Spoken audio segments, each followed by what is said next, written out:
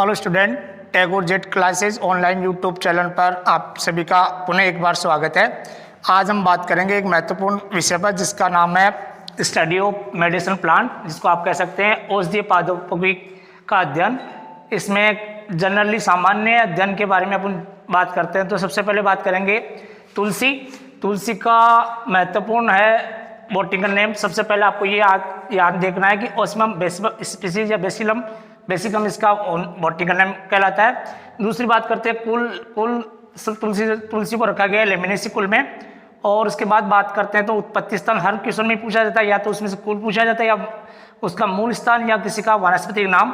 तो ये भी आपको थोड़ा सा ध्यान में रखते हुए इसका एशिया का उत्तरी पूर्वी क्षेत्र इसका ओरिजिन प्लेस कहलाता है। अब बात करते हैं तुलसी को अन्य नाम से किस किस नाम से जाना जाता है। सबसे पहले बात करें तुलसी को बसेल इंग्लिश में कहते हैं, अंग्रेजी में बसेल इसका कहते हैं। तोलिन दूसरा इसका नाम है, तीसरा नाम इसको तुलसा के नाम से भी संबोधित किया जाता है। इसके बाद एक महत्वपूर्ण क्वेश्चन आपको बताया दिया जाता है कि हर क्वेश्चन में एक क्वेश्चन ऐसा होता है कि उसमें हिडन क्वेश्चन होता है, छिपा होता है। तो अमृत बूटी किस औषधीय फसल को कहते हैं, तो ये एक महत्वपूर्ण क्वेश्चन है। इसमें आपको ये देखना कि अमृत बूटी किस औषधीय फसल को कहते हैं, तो ये भी एक महत्वपूर्ण क्वेश्चन बनता है इस जगह। उसके बाद बात करते हैं तुलसी का उपयोगी भाग वैसे पत्ती होता है, लेकिन यहाँ देखिए तुलसी के पत्तों से या पत्तियों से तेल निकलता है। तेल निकालने के बाद उन तेल में कौन कौन से रसायन होता है, एक तो कपूर निकलता है, सेट्रोल बनता है उसमें, चार्विकोल और यूजिनोल। ये चार ऐसे नामक रसायन है जो तुलसी से प्राप्त होते हैं, उसके तेल से प्राप्त होता है। आपको यहाँ एक क्वेश्चन ये याद रखना कि तुलसी के तेल में कौन सा रसायन पाया जाता है, या कह सकते हैं यूजिनोल किस औषधीय पादप में पाया जाता है ये रसायन। इसका भी एक क्वेश्चन बन सकता है। या जैसे कपूर सब जानते हैं कपूर होता है, लेकिन कपूर सामान्य इस तेल के तुलसी के तेल से ही प्राप्त होता है ज़्यादातर। तो ये भी एक रसायन है कपूर के नाम से। आगे बात करते हैं तुलसी का रस। तो तुलसी का रस एक औषधीय महत्व के रूप में बात करते हैं तो कैंसर रोग के उपचार में इसका प्रयोग करते हैं तुलसी का रस का। तो ये इसका औषधीय महत्व कहला सकता है। कह सकता है कि कैंसर रोग उपचार हेतु कौन सी औषधीय फसल उपयोगी है, तो उसका आंसर सही आंसर आएगा तुलसी।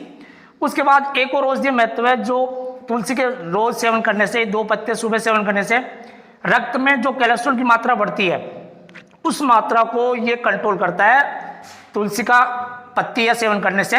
तो ये इसको नियंत्रण करने से शरीर में कोलेस्ट्रॉल की मात्रा नियंत्रण होती है, तो रोग मनुष्य में नहीं फैलते हैं।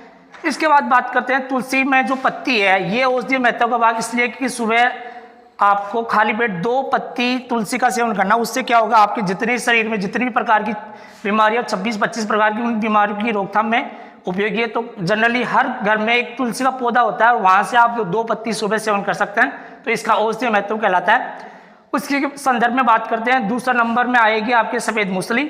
सफेद मूसली भी एक ऐसी औषधीय फसल है जो अमूमन प्रयोग की जाती है, जिसको क्लोरोफाइटम बोरिविलिनम के नाम से जाना जाता है, इसका बॉटनिकल नेम है। कुल में रखी बात करें तो कुल में इसको लिलियेसी कुल में रखा गया है और इसका ओरिजिन प्लेस है अफ्रीका।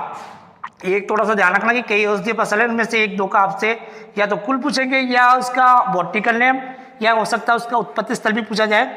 बात करते हैं, आप सब जानते हैं कि शिलाजीत, यहाँ तुलसी या सफेद मूसली को कहते हैं दूसरी शिलाजीत। भारत की अगर क्वेश्चन पूछा जाए भारत की दूसरी शिलाजीत किस औषधीय फसल को कहते हैं, तो सफेद मूसली इसका राइट आंसर आएगा। आपको ये पता होना चाहिए कि दूसरी शिलाजीत किसको कहते हैं। इसी संदर्भ में बात करते हैं तो सफेद मूसली को प्रकृति का बहुमूल्य उपहार, एक क्वेश्चन यहाँ से भी बन सकता है। क्वेश्चन इस तरह पुटअप होता है, निम्न से किस औषधि को प्रकृति का बहुमूल्य उपहार कहा जाता है, तो ये भी आपको थोड़ा ध्यान रखना है। ऐसे लाइट क्वेश्चन ये भी इस लाइन में भी क्वेश्चन बनता है। एक और क्वेश्चन इसी में दिव्य जड़ी बूटी, ये भी एक क्वेश्चन बनता है किस औषधीय फसल को दिव्य जड़ी बूटी की संज्ञा दी गई है, दिव्य जड़ी बूटी कहते हैं, ये भी इसका आंसर है। एक बात करते हैं कंदील जड़ें। कंदील जड़ें वो है भाग है जो सफेद मूसली में औषधीय महत्व का भाग कहलाता है, जिसको आप फिंगर कह सकते हैं, या कह सकते हैं जैसे मान लो सफेद मूसली में काई के प्रवर्धन किसके द्वारा होता है, तो वो आंसर आएगा फिंगर्स या कंदील जड़ें। इनमें जो प्रसारण की विधि है वो है कंदील जड़ें, जो औषधीय महत्व का भाग भी कहलाता है। और ये भाग ही सबसे ज्यादा उपयोगी भाग है जो औषधि के रूप में प्रयोग करते हैं। आपको ये भी एक याद रखना कि एक उपयोगी भाग कौन सा, इसका कौन सा, इसका कौन सा, सब में अलग अलग मिलेगा आपको। इसके बाद बात करते हैं सफेद मूसली किस ऋतु की फसल है, तो ये खरीफ ऋतु में सर्वाधिक उगाई जाती है, कह सकते हैं खरीफ जलवायु सफेद मूसली के लिए उपयोगी जलवायु मानी जाती है। उसके बाद बात करते हैं सफेद मूसली को जॉनसेंग एक पौधा है जो अमेरिका में उसका विकल्प माना गया है। ये जैसे अपने भारत में सफेद मूसली है वैसे ही जॉनसेंग अमेरिका में एक औषधीय महत्व का पादप कहलाता है, उसका इसका विकल्प माना जाता है। तो ये भी एक महत्वपूर्ण क्वेश्चन है कि सफेद मूसली किस पौधे का विकल्प माना जाता है, या जॉनसेंग पौधे का विकल्प पौधा कौन सा है या कौन सी औषधि फसल है, तो उसका सही राइट आंसर आएगा सफ़ेद मूसली। इसी के आगे आपको देखना, सफ़ेद मूसली एक ऐसी औषधि है जो शरीर की शीतलता, जिसको अपन कह सकते हैं कमजोरी, और एक प्रजनन क्षमता, इस दो में बढ़ावा करती है। यहाँ इसको दूर करती है शरीर की कमजोरी को, और यहाँ प्रजनन क्षमता को बढ़ाता है। ये इसका औषधीय महत्व कहलाता है। तो ये क्वेश्चन बहुत सारे कई व्यक्तियों में क्या शरीर की कमजोरी दूर करने के लिए सफ़ेद मूसली का सेवन करते हैं। उसके बाद अगर किसी में प्रजनन क्षमता की कमी आ रही है तो प्रजनन क्षमता को बढ़ाने के लिए भी सफ़ेद मूसली का औषधीय महत्व है। इसी के संदर्भ में बात करेंगे, इसका उपयोग आयुर्वेदिक, एलोपैथिक, यूनानी, इन 3 प्रकार की दवाओं में किया जाता है। तो यहाँ एक क्वेश्चन और बन रहा है, लास्ट में आपको बता दिया जाएगा कि एक ऐसे कौन सी औषधि है जिसको आयुर्वेदिक, एलोपैथिक या यूनानी दवाओं में सबसे ज़्यादा प्रयोग किया जाता है। तो उसका राइट आंसर आएगा सफ़ेद मूसली। तो ये भी एक महत्वपूर्ण क्वेश्चन है। तो ऐसे आपको इसको सिस्टम वाइज अगर आपको देखना है, समझना है, उसको देखते जाओ, पूछते जाओ और समझते जाओ। तो यहाँ से कौन कौन से क्वेश्चन थोड़ा ज़्यादा इंपॉर्टेंट है। एक क्वेश्चन तो महत्वपूर्ण है, जैसे मान लो क्लोरोफाइटम बोरिविलम किसका वनस्पति नाम है। आपको 4 क्रॉप्स, 4 ऑप्शन दिया जाएगा, उसको आपको सिलेक्ट करना कि इसका आंसर कौन सा है। या फिर पूछ सकते हैं इसमें से कुल कौन सा लिलियेसी या लिलियेसी पादप, या कह सकते हैं सफ़ेद मूसली किस कुल का पादप है। इस तरह भी आपको पूछा जाता है। या फिर जैसे मैंने बताया अभी शिलाजीत किसको कहते हैं, या प्रकृति का बहुमूल्य उपहार किसे कहते हैं, या दिव्य जड़ी बूटी किस औषधीय फसल को कहते हैं। ये इतने महत्वपूर्ण क्वेश्चन है जो आपको कहीं कहीं मिलेंगे, कहीं गाइड में नहीं भी मिल सकते, लेकिन आपको यहाँ से पूरा आपको मैटर मिलेगा। इस तैयारी के साथ आप इसको अच्छी तरह से कर सकते हैं। इसके बाद बात करते हैं तीसरी फसल सोनामुखी, या जिसका दूसरा नाम है सनाई। सनाई का बॉटनिकल नाम है केसिया अंगुस्टिफोलिया, जो आपके सामने शो हो रहा आपको दिखाई दे रहा है। ये इसका सनाई का वानस्पतिक नाम है। और फैमिली या कुल की बात करें तो ये लेग्यूमिनेसी कुल का औषधीय पादप है। और इसकी मूल स्थान या उत्पत्ति स्थान है अरब या सोमानिया, इसका मूल और उत्पत्ति स्थल कहलाता है। इसके बाद बात करते हैं, सनाई को अंग्रेजी में इंडियन सेना के नाम से जाना जाता है। ये भी एक महत्वपूर्ण क्वेश्चन है, आपको आपकी जानकारी के लिए बता दिया जाएगा कि इंडियन सेना किस औषधीय फसल को कहते हैं, या इंडियन सेना किससे संबंधित है। तो ऑप्शन को आपको देखते हुए इसको सही करना है। इसके बाद बात करते हैं कि संस्कृत में सनाई को किस नाम से संबोधित करते हैं। मार्कंडी इसका नाम है, संस्कृत में मार्कंडी के नाम से इसको जाना जाता है, क्योंकि मार्कंडी एक संस्कृत शब्द है या संस्कृत भाषा का शब्द है। तो ये भी पूछा जा सकता है कि संस्कृत में सनाई को किस नाम से जाना जाता है। तो आपको थोड़ा देखना है, इसका भी क्वेश्चन अच्छा है। एक बात करते हैं, सनाई को स्वर्णपत्ती के नाम से या स्वर्णपत्ती औषधीय फसल भी कहा जाता है। ये भी एक महत्वपूर्ण क्वेश्चन है कि जनरल क्वेश्चन पूछा जाए तो आपसे स्वर्णपत्ती किस औषधीय फसल को कहते हैं, वो है सनाई या सोनामुखी। उसके बाद बात करते हैं कि राजस्थान में सबसे ज़्यादा सोनामुखी या सनाई की खेती कहाँ करते हैं। तो राजस्थान में अपने सबसे ज़्यादा खेती होती है इसकी जोधपुर में, दूसरा होता है बाड़मेर, तीसरा जैसलमेर और बीकानेर। या एक ही शब्द में कह सकते हैं कि पश्चिमी राजस्थान में सनाई की सर्वाधिक खेती होती है। इसमें से सबसे बड़ा जो महत्वपूर्ण किसान है ये वाला जो जोधपुर वाला आपको दिखाया जा रहा है, ये आपको याद रखने की ज़्यादा जरूरत है, क्योंकि एक ही ऑप्शन आएगा उसमें से मेन आपके इनमें से 4 में से एक दिया जाएगा पश्चिमी राजस्थान का। तो जोधपुर उसका राइट आंसर होगा, आपको ये सही करके देखना है। इसमें बात करते हैं जलवायु की। तो जलवायु में जैसे सफ़ेद मूसली खरीफ की, तो ये शुष्क जलवायु की फसल है। ये इसके लिए कह सकते हैं कि इसकी खेती के लिए सबसे महत्वपूर्ण जलवायु कौन सी मानी जाएगी, शुष्क जलवायु सबसे इंपॉर्टेंट है। तो ये थोड़ा सा अच्छा क्वेश्चन है। इसमें भी इसमें देखा जाए कई बार जलवायु पूछते हैं, तो कई बार इसमें इसका बुआई का समय पूछते हैं, तो वही जलवायु वाला सेम इसमें आएगा। इसके बाद बात करते हैं सनाई मुख्यतः एक रेचक औषधि फसल है, जो पेट की सफाई के लिए कह सकते हैं या पेट सफाई के लिए दी जाती है। तो यह भी महत्वपूर्ण क्वेश्चन है कि सनाई कौन सी औषधि है, रेचक है, विरेचक है या उत्तेजक है। इस तरह ऑप्शन में आपको पता होना चाहिए कि रेचक औषधि का मतलब क्या होता है। पेट सफाई के लिए ये औषधि खिलाई जाती है, प्रयोग की जाती है। उसके बाद बात करें सोनामुखी में कौन सा रसायन पाया जाता है। यहाँ सोनामुखी में सोनासाइड रसायन पाया जाता है, ये एक महत्वपूर्ण क्वेश्चन है। अब यहाँ सोनासाइड भी इसमें, क्योंकि पत्तियां और फलियां 2 प्रकार के जो भाग होते हैं औषधि भाग है, तो पत्तियों में कितना % सोनासाइड है, 2 से 3%, ये एक महत्वपूर्ण क्वेश्चन है। और फलियों में कितना % है, 4 से 5% सोनासाइड नामक रसायन सनाई में पाया जाता है। ये 2 महत्वपूर्ण क्वेश्चन यहाँ भी हो सकता है कि पत्तियों में ज़्यादा पाया जाता है या फलियों में। तो पत्तियों के बजाय फलियों में सोनासाइड की मात्रा अधिक होती है।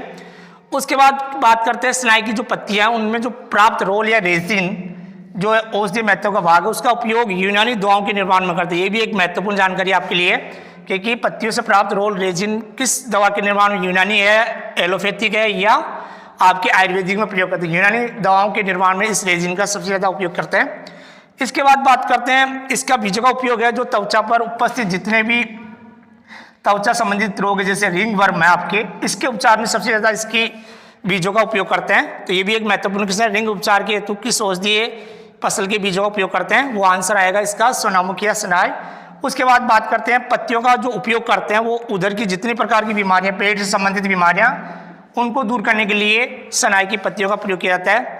इसके बाद बात करते हैं नंबर 4 पे गिलोय।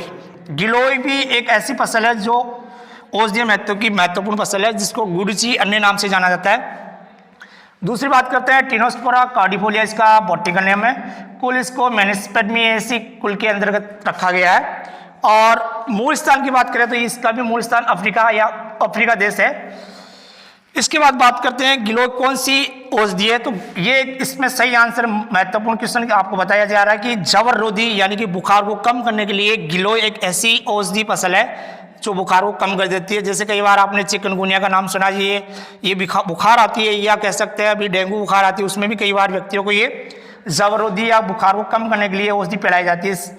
उसके बाद करते हैं गिलोय। गिलोय को जीवंती या अमृता, इन दो नाम से संबोधित करते हैं। ये भी एक महत्वपूर्ण क्वेश्चन है कि जीवंती किस औषधीय फसल को कहते हैं। यानी कि जीवंती यानी कि ये व्यक्ति को जीवन प्रदान करती है, अमृता यानी ये अमृत के समान कार्य करती है शरीर में।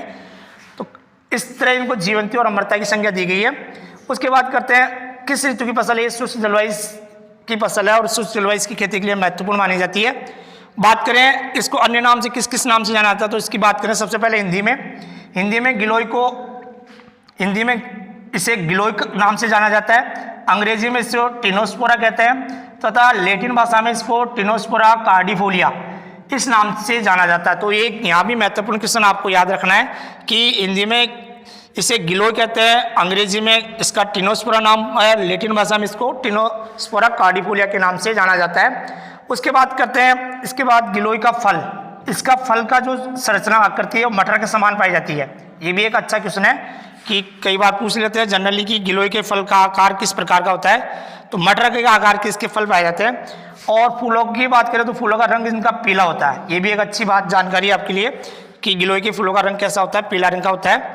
उसके बाद बात करते हैं गिलोय में जड़ और तना, ये दो ऐसे भाग हैं जो इसके औषधीय महत्व के भाग कहलाते हैं। मैं बार बार फिर आपसे कह रहा हूँ कि एक क्वेश्चन में जनरली बनता है कि निम्न से इस औषधि का उपयोगी भाग कौन सा है। जैसे मान लो गिलोय में पूछ लिया आपसे गिलोय का औषधीय उपयोगी महत्व का भाग है, तो ऑप्शन में आपको जड़ भी मिलेगी, तना भी मिलेगा, बीज भी मिलेगी और पत्ती भी मिलेगी, और एक में आपको जड़ और तना दोनों मिलेगा। तो आपका आंसर आएगा जड़ और तना, इसका औषधीय महत्व का भाग कहलाता है।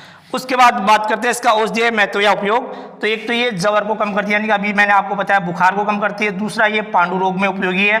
तीसरा इसमें कामला रोग में उपयोगी है। कुष्ठ रोग आप सब जानते हैं, एगिस, वर्मी आदि रोगों को दूर करने में ये सहायक है। ये इसका औषधीय महत्व इन रोगों में उपचार या सेवन करने से उपचार होता है।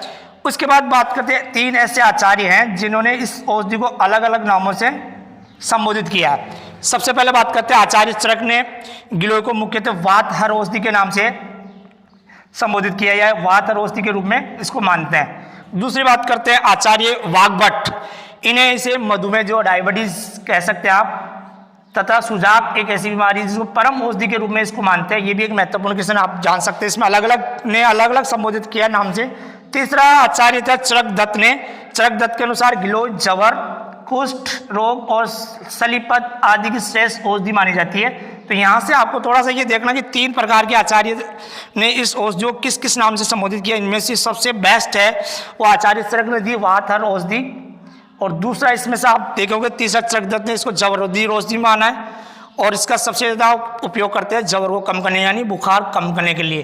तो ये भी आपको एक महत्वपूर्ण क्वेश्चन है, और ये सारी जानकारी आपको इस यूट्यूब चैनल के माध्यम से दी जा रही है। इसको आप लाइक, शेयर और सब्सक्राइब जरूर कीजिए। तो बच्चे की क्रॉस थी रतन जोत, जिसको आप कह सकते हैं जेट्रोफा का बॉटनिकल नेम है जेट्रोफा कर्कश। और फैमिली की बात करें तो ये यूफोर्बिएसी कुल से बिलोंग करता है। और यूफोर्बिएसी से और 2 ऐसे प्लांट है जो आपको पता होना चाहिए। एक तो अनोला, आंवला जिसको आप बोलते हैं, और दूसरा एक अरन। ये 2 ऐसे प्लांट हैं जो यूफोर्बिएसी कुल से बिलोंग करता है। तो ये भी एक महत्वपूर्ण क्वेश्चन है। इनमें से कौन से ऐसे 3 पादप है अपने कोर्स में वर्तमान में जेट्रोफा, आंवला, अरन, ऐसे 3 पादप है जो यूफोर्बिएसी कुल से बिलोंग करते हैं। उसके बाद इसका मूल स्थान है उत्तर पश्चिमी या मध्य भारत। और उपयोगी बात की बात करें तो जेट्रोफा में बीज सबसे महत्वपूर्ण भाग है, जो काफ़ी उपयोगी भाग कहलाता है। इसके बीजों से ही तेल प्राप्त होता है। और बात करें तो कौन सा अवयव इसमें पाया जाता है, तो बात इसमें जेट्रोफिन नामक रसायन पाया जाता है जो कैंसर रोधी क्षमता वाला होता है। ये इसका एक रासायनिक अवयव है। औषधीय महत्व की बात में करें तो पाइल्स एक रोग होता है, बवासीर जिसको बोलते हैं, लकवा, पैरालिसिस, उदर रोगों को दूर करने में इसका एक औषधीय उपयोगी है। उसके बाद बात करें रतन जोत के बीजों का तेल, जो जैविक ईंधन जिसको आप कह सकते हैं बायोडीजल। बायोडीजल के नाम से ये काफ़ी फेमस है। कई बार क्वेश्चन बनता है कि जैविक ईंधन के लिए कौन सा पौधा उपयोगी है या बायोडीजल किससे प्राप्त किया जाता है, वो रतन जोत से। उसके बाद बात करते हैं रतन जोत का जो प्रसारण होता है, बीज और कलम, ये दो विधियां हैं। बीज और कलम द्वारा इसका प्रसारण होता है, नए पौधे का निर्माण होता है जिसको प्रसारण या प्रवर्धन की संख्या दी जाती है।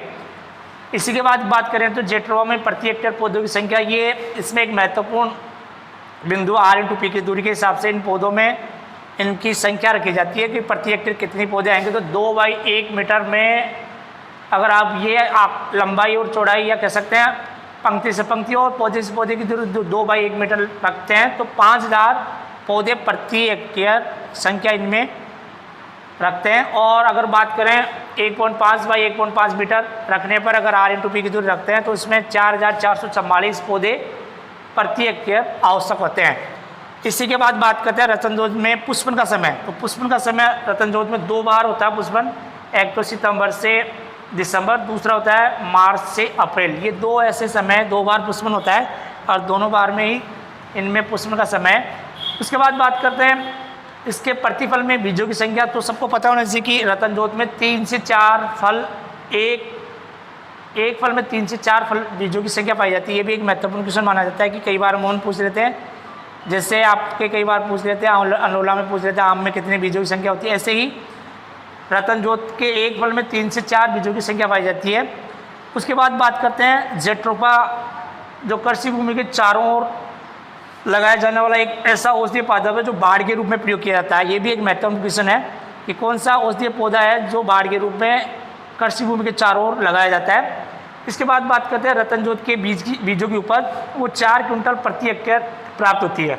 इसके बीजों से जो प्राप्त होती है तेल से जो जेट्रोफिन नामक अवयव निकलता है वो कैंसर प्रतिरोधी वाला माना जाता है। ये भी एक इसका औषधीय महत्व में होता है। तो यहाँ से एक क्वेश्चन बनता है, एक तो इसका मैन है कुल, किस कुल का पादप है, एक इसमें जैविक ईंधन किस औषधीय पादप से या जैविक ईंधन या बायोडीजल किससे प्राप्त किया जाता है, ये सिंपल क्वेश्चन है। और एक क्वेश्चन इसमें हो सकता है जैसे मान लो इनमें पुष्पन का समय कब है, सितंबर दिसंबर या मार्च अप्रैल। तो ये मार्च अप्रैल और दिसंबर या सितंबर ये तो शीत ऋतु में होता है और ये मार्च अप्रैल वाला ये होता है ग्रीष्म ऋतु में इसका पुष्पन का समय।